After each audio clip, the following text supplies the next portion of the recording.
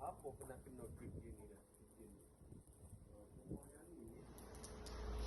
Kita pasal kabinet saja. Pasal kabinet, pasal lampu lah. Rumah macam mana. Okay, lepas tu kita test air, buka air. Lepas tu dia jadi macam ni lah. Tengok. Air. Ni air lah. Nampak tak? Ha? Nampak. Air wiring ni habis. Ni lantai ni. Ni kita kena check dengan developer ni. Macam mana defect ni.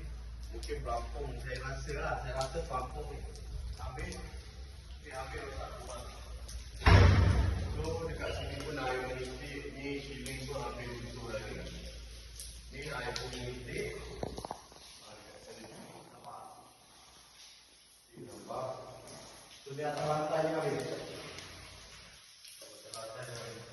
Nanti baik kan dengan kabinet. Kabinet baru siap semalam. Saya pasang. Baru siap semalam. Berdatang hari ni untuk niaga barang, kampur ni, ambil barang semua. Tiba-tiba datang air habis tu. Dekat sini. Ni, habis. So, ni kita tengok atas. Ke bawah, dalam bilik bawah saya tak pasti ada. Ada banjir. Ha? Ada banjir. Banjir. Banjir ya. So ada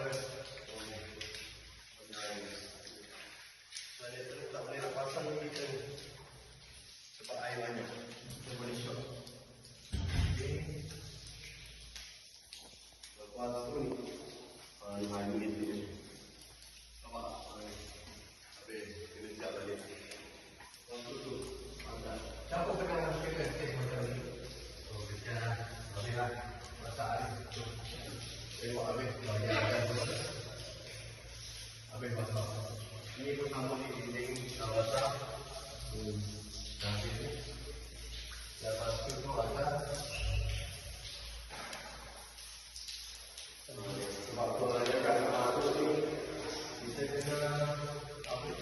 First, kalau orang beli rumah baru, berhakir saja, cek elektrik dan lain saja penting. Dari awal lah kita dah pasal dekat customer yang baru beli rumah, air dengan elektrik penting.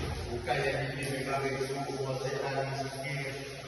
Kadang-kadang orang masuk rumah dia ketika proses dinding lagi, dia sepatutnya barang yang ada air, elektrik.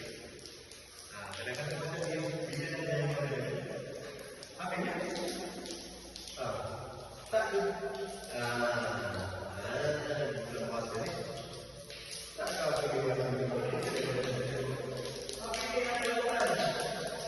oh ya dia ada itu dah lepas yang dewasa yang boleh kita itu pelakon yang semua okey so saya nak pesan dekat sini kepada tadi sama orang mana nama kita